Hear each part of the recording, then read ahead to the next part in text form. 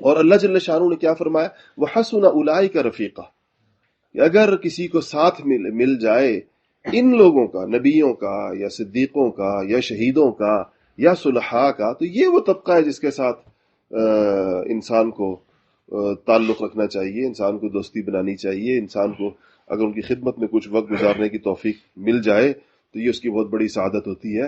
اور اگر وہ اس کو یاد رکھیں اور ان کی دعاؤں میں انسان شریک ہو جائے، ان کی توجہات اس کو حاصل ہو جائیں، اس سے بڑی کوئی اور چیز نہیں ہوتی۔ اور یہ دین کی طرف جانے کا یہ ایک بڑا آسان اور عام، جسے کہنا چاہیے کہ آسان ترین رستہ ہے۔ یہ اللہ والے جو ہوتے ہیں جن کے ساتھ انسان کو اللہ تعلق نصیب، ان کی سب سے بڑی بات یہ ہے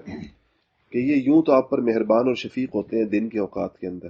آپ کو کھلا رہے ہیں، پلا رہے ہیں، آپ کے کھانے پینے سے خوش ہو رہے ہیں، آپ کی تربیت کر رہے ہیں، اعمال کروا رہے ہیں، دن تو بظاہر ان کا ان کاموں مشغول ہوتا ہے، رات کو یہ اپنے اہل تعلق کے لیے دعا کرتے ہیں اور بہت زیادہ کرتے ہیں۔ ہمارے ایک بزرگ تھے، شیخ تھے، اور اللہ پاک نے ان کو بڑی لمبی عمر سے نوازا تھا، تو میں ایک دن ان کے گھر، پتہ نہیں آپ لوگوں نے نام سنا ہے نہیں سنا، سندل بابا جی رحمۃ اللہ علیہ ان کا نام تھا۔ تو حضرت کی صحت کے زمانے میں ایک دن میں ان کے کمرے میں بیٹھا تھا، تو میں نے دیکھا کہ ان کا جو مصلی ہے جس پر وہ رات گھنٹوں تہجد پڑھتے تھے، باوجود پیرانہ سالی کے، باوجود عمر بہت طویل ہونے کے، بہت لمبی، میں ان کے ساتھ بہت الحمدللہ سفر بھی کیا، راتوں کو بھی رہا، اور 2003 میں ہم کراچی کا ایک لمبا سفر ہم نے کیا، کافی دن حضرت کراچی میں رہے، ہمارے استاد حضرت مولانا محمد امین صاحب رحمۃ اللہ علیہ شہید، وہ بھی ساتھ تھے، انہی کی وجہ سے ہم ساتھ تھے۔ میری طالب علمی کا زمانہ تھا، میں پڑھتا تھا بنور ٹاؤن کے اندر، تو میں دن کو مدرسے میں اپنے اسباق لے کر شام کو اس جگہ آ جاتا تھا جہاں پر حضرت ٹھہرے ہوئے تھے، اور رات کو اسی کمرے میں سوتا تھا جس میں حضرت کی چارپائی کے نیچے 10-12 دن سویا، چارپائی کے بالکل جہاں بندہ اترتا ہے چارپائی سے، اس جگہ بستر لگا کے۔ تو بہت دیکھی راتیں ان کی بہت دیکھی، قریب سے دیکھی، کمرے میں رہ کے دیکھی۔ تو میں ان کے گھر، تو میں نے دیکھا کہ ان کا جو مصلی ہے جس کے اوپر وہ رات کو تہجد پڑھتے ہیں، وہ ان کے کمرے میں ایک کونے میں لگا ہوتا تھا، ہر وقت لگا رہتا تھا، اور 2-3 موٹی موٹی جان مازیں ایک دوسرے کے اوپر ہوتی تھی، اور ایک موٹی ساری جان ماز اس کے اوپر، بڑا سارا مصلی۔ تو میں نے دیکھا کہ اس مصلی کے جو سب سے اوپر والا ہے، کئی جان مازیں ہوتی تھی، نیچے ایک ہے، پھر دوسری ہے، پھر تیسری ہے، اس کے اوپر ایک موٹی ساری ہے، بیٹوں نے جگہ بنائی ہوتی تھی ان کے لیے آرام سے رات کو تہجد پڑھنے کے، دوسرا جو کہ کئی گھنٹے بیٹھنا ہوتا تھا، تو ذرا نسبتاً آرام دہ سی جگہ تھی۔ تو اس جو سب سے اوپر والا مصلی تھا، اس کے نیچے ایک کاپی تھی، ایک کاپی رکھی ہوئی تھی وہاں پر۔ تو میں نے ان کے صاحبزادے سے پوچھا کہ اس کاپی میں کیا ہے، یہ جو حضرت کے مصلی کے نیچے؟ انہوں نے کہا کہ اس میں حضرت کے اہل تعلق کے نام ہیں، جو جن کا حضرت سے تعلق ہے ان کا نام لکھ، اور کہتے ہیں رات کو اس کاپی کو یوں اٹھا کر دونوں ہاتھوں کے اندر رکھ کر یوں کہتے ہیں کہ یا اللہ، ان لوگوں نے میرا دامن اس امید پر پکڑا ہے کہ کوئی ان کو فائدہ ہوگا، مجھے قیامت میں ان کے سامنے رسوا مت فرمانا، قیامت کے اندر ان کو یہ نہ پتہ چلے کہ اس تعلق کا کوئی فائدہ نہیں تھا جو ہم نے اس کے ساتھ رکھا، تو یا اللہ مجھے ان کے سامنے قیامت میں رسوا نہ فرمانا، ان لوگوں کے سامنے۔ اور کہتے ہیں اتنی دعائیں ان کے لیے کہ جو ان کے اس کاپی کو دونوں ہاتھ، اس کو پوچھتے ہیں کہتے ہیں ڈبا کر اس کو جو کہتے ہیں نا، اس طرح کہا کرتے ہیں، ان کے صاحبزادے نے مجھے بتایا۔ تو یہ لوگ راتوں کو دعائیں کرتے ہیں اپنے اہل تعلق کے لیے، نام لے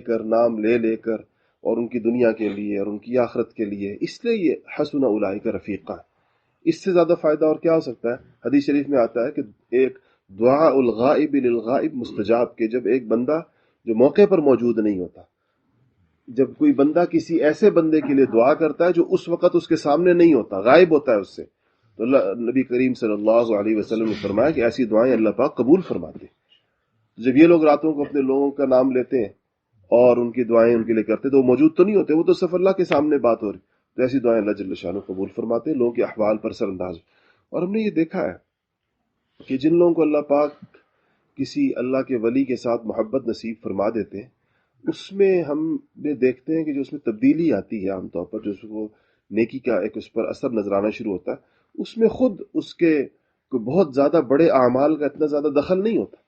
خود بخود اس کے حوال بدلنا شروع ہو جاتے ہیں، صاف نظر آ رہا ہوتا ہے کہ کسی کی دعا اس کے اندر کام کر رہی ہے، کسی کی دعا اس پر اثر انداز ہو رہی ہے، اس کے روز بروز بدلتے ہوئے احوال، اور اس کو روز بروز بڑھتی ہوئی توفیقات، اور اس کو زیادہ سے زیادہ اللہ جل شانہ کے ساتھ اس کی بڑھتی ہوئی محبت اور سنتوں کے ساتھ اس کا تعلق، اس سے پتہ چلتا ہے کہ کسی کی دعا اس کے اوپر کام کر رہی ہے، کسی کی دعا اس کے اوپر لگی ہوئی ہے. ہمارے بزرگوں میں سے کسی نے پوچھا تھا کسی سے، مجھے نام بھول گیا ان کا، کہیں میں نے ملفوظ پڑھا تھا کہ کسی نے کہا کہ جی اللہ تعالیٰ کے قرب کا یا اللہ تعالیٰ کی ولایت کا یا اللہ تعالیٰ کے تعلق اور اس کی محبت اور اس کے معرفت کا سب سے آسان رستہ کیا ہے؟ ان سے کہا سب سے آسان شارٹ کٹ کیا ہے؟ جیسے ہم سب کی طبیعت ہے نا، میں چاہے کوئی آسان چیز مل جائے، مشکلات سے ہر ایک بندہ گھبراتا ہے. تو انہوں نے اس کو کہا کہ کسی اللہ والے کے دل کے اندر جا کے بیٹھ جاؤ، کوئی ایسی صورت بنا لو کہ کسی اللہ والے کو تم سے محبت ہو جائے، بس کوئی اس کی شکل بنا لو. یہ جو خانقاہوں میں لوگ آ کر خدمتیں کرتے تھے، یہ کس لیے کرتے تھے؟ یہ اس اللہ والے کی توجہات کے حصول کے لیے کہ میری اس خدمت سے، اور ایسی جہاں فشانی کی خدمات کرتے شاید ان کی نظر میرے اوپر ایسے پڑ جائے کہ ان کو میرے اوپر ترس آ جائے، میرے اوپر رحم آ جائے کہ یہ بیچارہ اپنے آپ کو اتنا تھکاتا ہے اپنے آپ کو. اور واقعی اس طرح ہوتا ہے. میں نے دیکھا ہے کہ ہمارے ہاں جو ساتھی سخت مشقتیں کرتے ہیں، جن کی مشقت جتنی زیادہ ہے، خاص طور پر رمضان کے اندر، گرمیوں کے رمضان میں جو ساتھی ہمارے خدمت والے مطبخ کے اندر چولہوں کے اوپر کھڑے ہوتے ہیں، آگ کے اوپر سارا دن گزارتے ہیں، میں حضرت کو دیکھتا ہوں کہ ان کا جب حضرت ان کا ذکر کرتے ہیں، میں کہا کہ کوئی اور آ کر ذکر کر لے کہ حضرت ان فلانے ساتھیوں نے تو آج مطبخ کے اندر اس رمضان میں اور اس گرمی میں سارا دن گزارا، ایسے حضرت کی آنکھوں میں ایسے آنسو آتے ہیں فوری، اور اس حالت میں ان کے لیے ہاتھ اٹھاتے ہیں. کئی دفعہ مجھ سے کہا، ایسے کسی نے ذکر کیا تو مجھے کہتے شاہ صاحب دعا کرو ان لوگوں کے، دونوں ہاتھ اٹھا کہتے ان لوگوں کے لیے دعا کرو. خود بھی اٹھاتے ہیں اور ایسے آنکھیں آنسوؤں سے ڈبڈبا جاتی ہیں ان کی اس مشقت کا خیال کر کے. اب یہ کتنی قیمتی چیز ہے، اس کیفیت کے ساتھ دعا. اسے خود ہم لوگوں نے دعا کو پتہ نہیں کیا بنا لیا، آتے جاتے میرے لیے دعا کریں، میرے لیے دعا کریں، میرے لیے دعا کریں. اس طرح نہیں، دعا تو اس طرح ہوتی ہے کہ کوئی ایسا کام کرے کہ اگلا بندہ جو ہے اس کا اندر سے اس کا دل ایک دم آپ کے لیے دعا کے لیے جو ہے وہ بے چین اور بےتاب ہو جائے. یہ وہ مستر کی دعا ہے جو سیدھی جا کر لگتی ہے. ہمارے اگر رسمیات سی ہیں، بس میرے لیے دعا کریں، میرے لیے ہر ایک دوسرے، ٹھیک ہے کہنا تو چاہیے، میں نہیں کہتا نہیں کہیں ایک دوسرے کو، لیکن یہ ہمارے استاد صاحب ہمیشہ کہا کرتے تھے کہ دعائیں کی نہیں جاتی، دعائیں لی جاتی ہیں. دعائیں لی جاتی ہیں، ایسا کام کیا جاتا ہے کہ اس کے نتیجے کے اندر دعا کے اوپر طبیعت. کیونکہ دیکھیں دعا میں اضطرار اور اضطراب یہ دعا کی قبولیت کے اندر بڑا مؤثر ترین چیز ہے. امن یجیب المضطر اذا دعاہ. تو اضطرار ہو، اضطراب ہو، بے چینی ہو، ایک خاص قسم کی قلب پر کیفیت ہو دعا کرتے ہوئے، یہ دعا کی قبولیت میں اس کو اللہ پاک نے بڑا ایک اثر رکھا ہے اس بات کا. تو اگر آپ کسی سے کہتے ہیں ٹھنڈے پیٹوں آرام سے میرے لیے دعا کریں، وہ بھی دعا کر لے گا آرام سے آپ کے لیے، جو آپ نے حکم کیا تو کر ہی لے گا، لیکن اس کی وہ کیفیت کہاں سے آئے گی؟ تو وہ جیسے کسی نے کہا کہ کسی کو دعا کرتے ہوئے دیکھا تو بزرگ نے اپنے کسی مرید کو کہ بہت دیر سے دعا کر رہا ہے،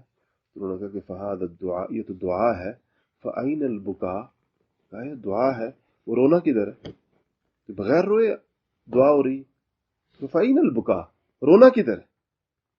تو اس لیے کسی سے جب ہم دعا کے لیے کہتے ہیں تو اگر کوئی کیفیت ایسی اس کی بن جائے ہماری دعا، ہم نے کوئی ایسا کام کیا ہو کہ جس سے ان کو توقع اور امید بھی بن جائے، یا ان کو ہماری اس مشقت کے اوپر ترس اور رحم آ جائے کہ